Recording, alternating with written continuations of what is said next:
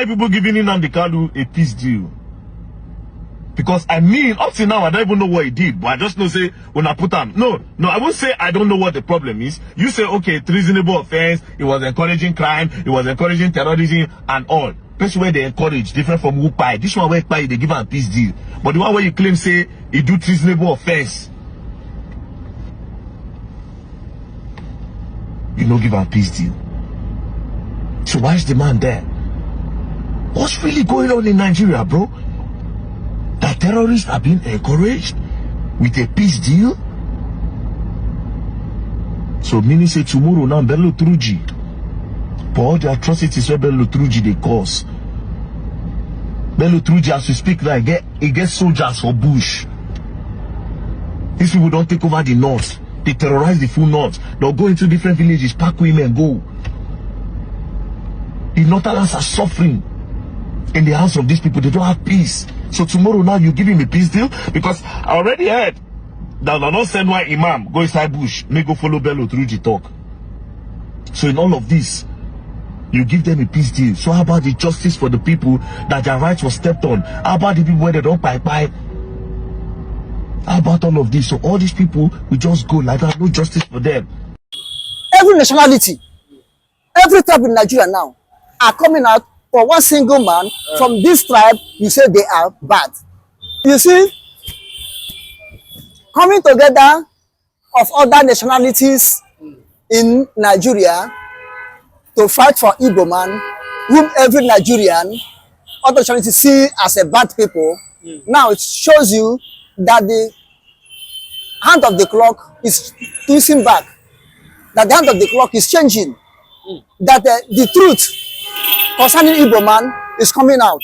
No tribe or nationality in any part of the world that don't have bad people and good people. But you cannot say because of the few bad people among them that all of them are bad.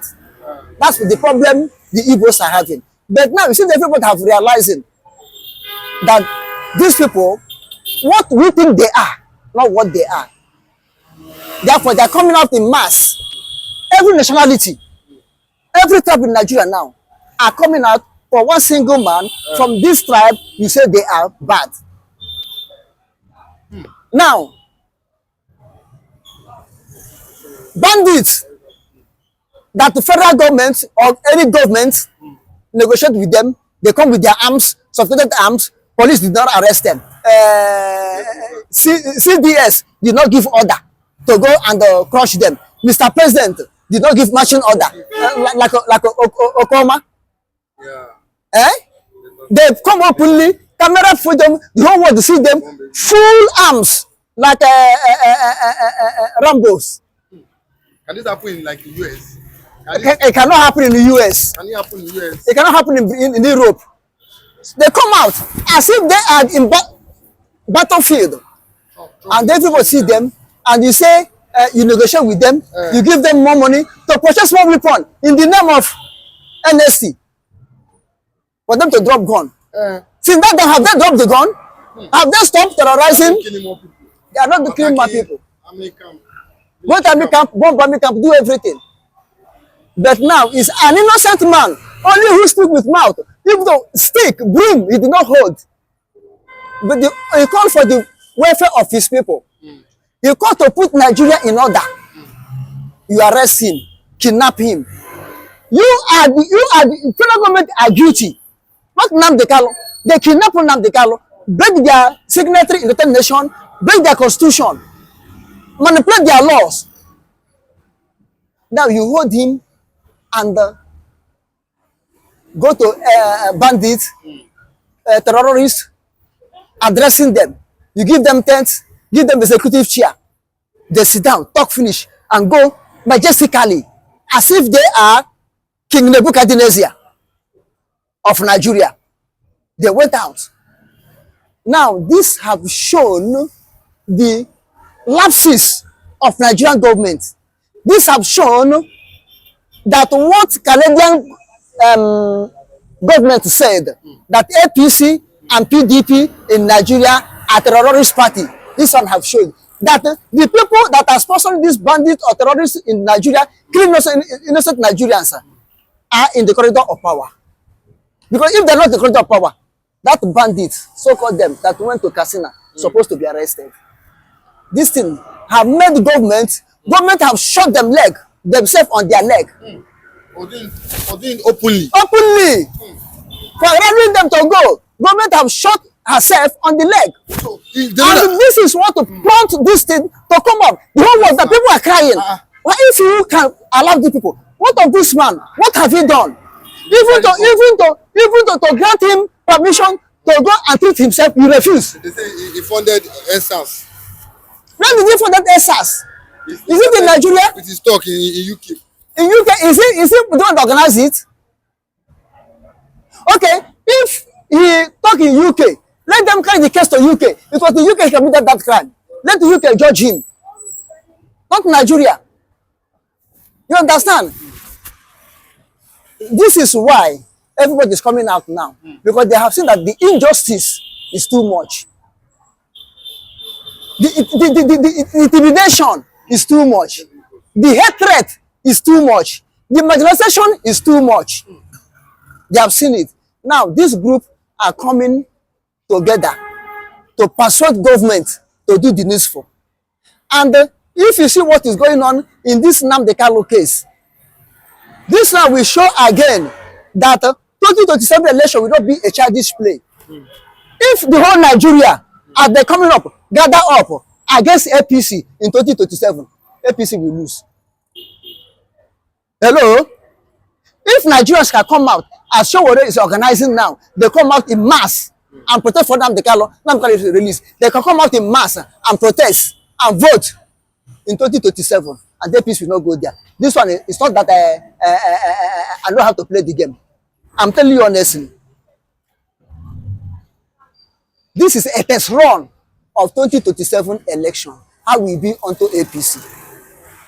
But another thing is this: if they will not take, because Showore is the champion of this protest for Nnamdi Kanu release, and this will show this is the champion or arrowhead of it.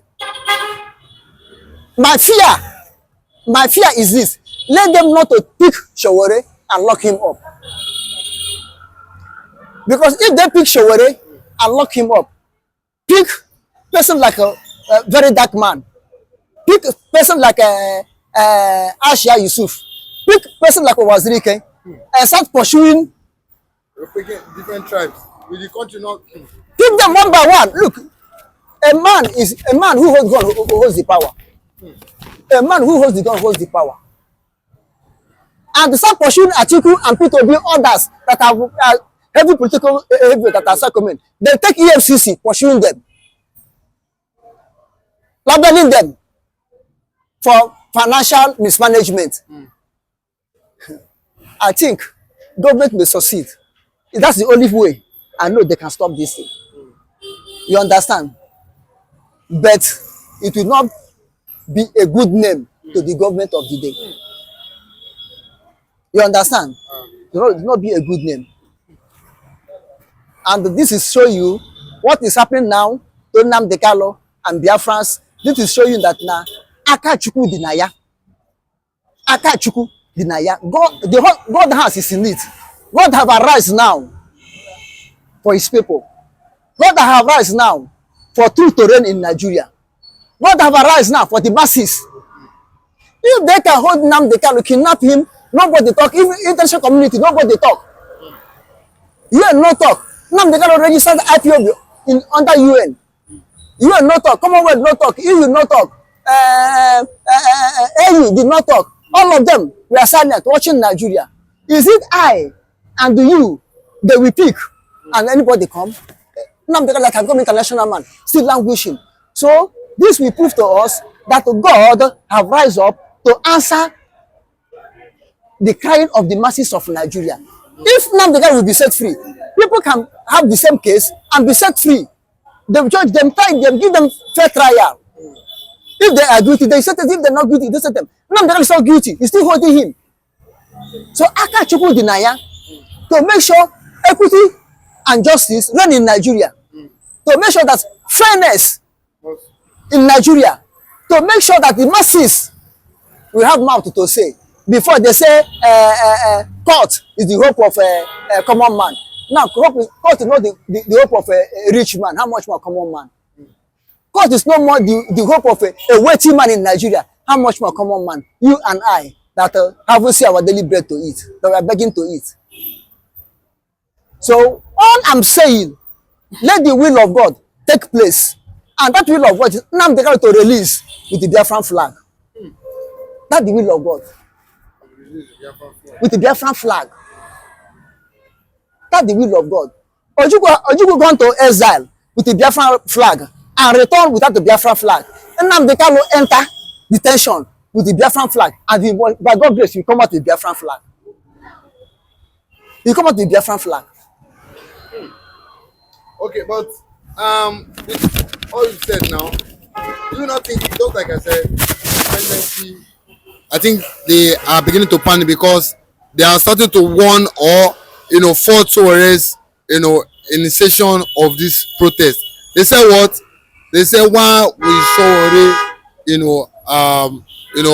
be protesting for Nnamdi. The case is still in court, but we've heard lots of Finaly come and say that what this matter should be settled outside of court. That this is not a court issue. Do you agree with me? The case has already ended. Okay, he has won. Nnamdi have already won the case. Is it the same British rule Nigeria that rule Kenya? The same British that rule Nigeria rule Kenya. Are we not practicing the same British system of law? Why should Nnamdi won in Kenya and Kenya set him free? Nnamdi won in Nigeria. The High Court in Abia State, High Court in Enugu State, Nnamdi won. Appeal Court, Nnamdi won. They say this case still in the court. What is he doing? I think they have done the case. I said they will give verdict. Why can't he give verdict? Justice Omasosho, since he took Nnamdi case, we saw the speeding of it, and everything was in favor of Nnamdi. And at the end, he said he give just verdict. Is it on that verdict? How many months now? Verdict we be in verdict. Election we come and gone. This is why people are trying to protest now. Leave this man alone, because that your kangaroo judgment cannot be able to hold again. Kangaroo judgment cannot be able to hold. So the case is not in court. The case is out of court already. But the case is now. I have the power. That's the only where the case lies now. I have the power. I can decide. That's where the case lies now. Not in court. Court is tired. Court has passed the verdict.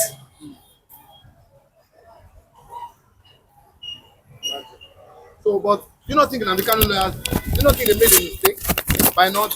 You think that Nnamdi lawyer made a mistake by reopening or starting another trial? Do you think that at the life of Ejimakor, we've seen people come out to blame him that why did they start another trial when Nnamdi has won initially? Why did they agree to? Do you think that they made a mistake? Federal government, that case was, that verdict was passed under Buhari regime. Now Tinubu entered and said the case have cancelled. Let them start again. Which means Nigeria government, both Buhari and Tinubu, don't have respect for the law. They swear to protect the law, but they are destroying the law.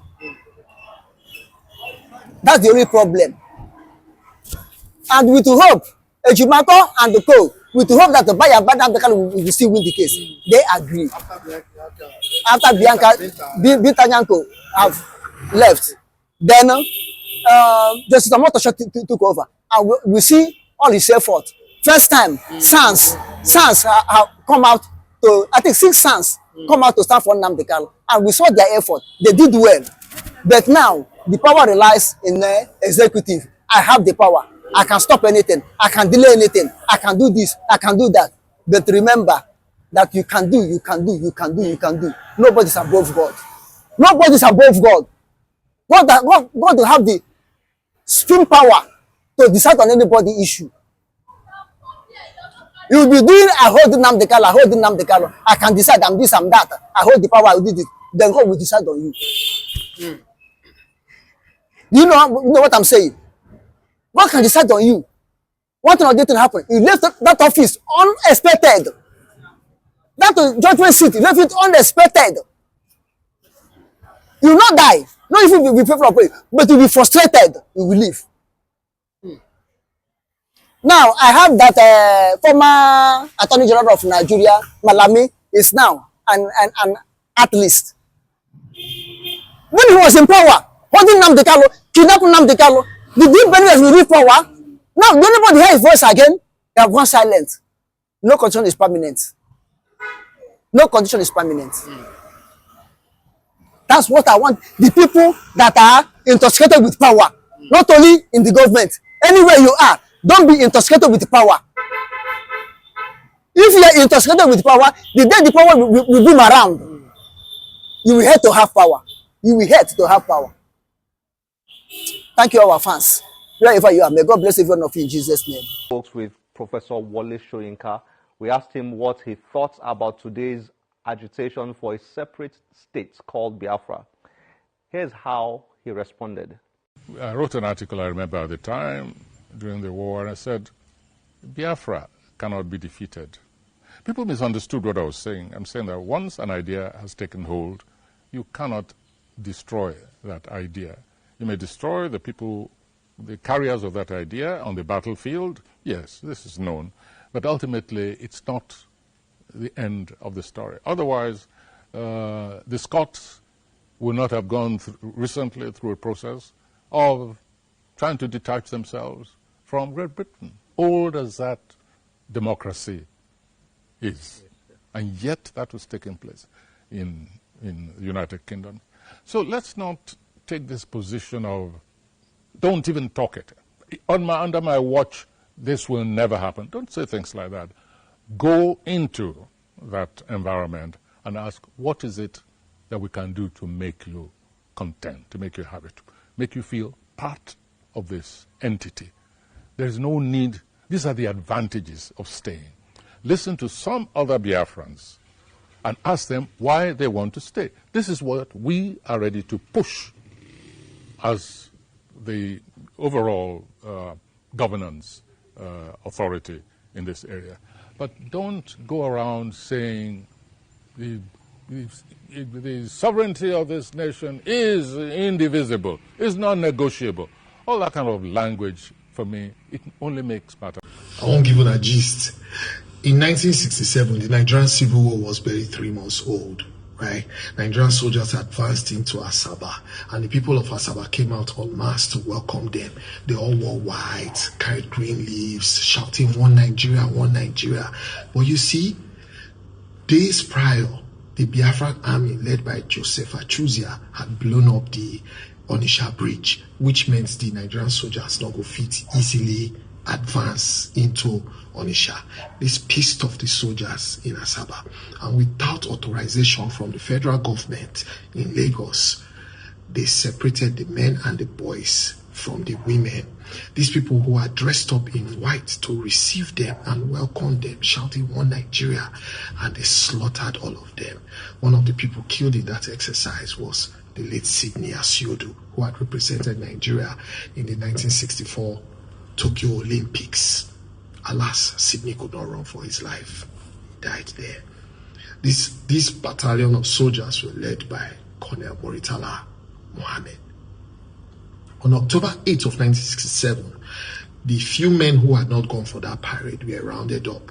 They dug mass graves and put all these bodies that had been executed the previous day, about 700 of them. And they made these young men to start to cover the graves with sand. One of the men in his account says as he was covering, he saw his brother, and the brother said, "Are you going to bury me alive?" and begged, because the brother was still conscious. But the soldiers were standing by, barrels cocked, and said, "Listen, go ahead or you die." With tears in his eyes, he proceeded and buried his brother alive with the other dead bodies there. This is a sad history in Nigeria, but don't take my word for it. These are not my stories. You can go and check University of South Florida Digital Library, the Asaba Memorial Project. type it, or you travel, go there, you see for yourself, or you can read Blood on the Niger by Ima Okocha. Everything I said is there. It's 58 years ago this happened. Today, I just say, make I share some history with you now. Peace. Nigeria, I do not believe it was created by God. I don't believe it. I believe that Elizabeth I got into a deal with the Ottoman Empire, and they had a deal concerning the Sudan. And those who care to buy the book, buy the book. It's written by a fellow called, the name of the book is The Martyrdom of Man. As far as Africa was concerned, two empires got together and decided that this land will go to the sons of Ishmael.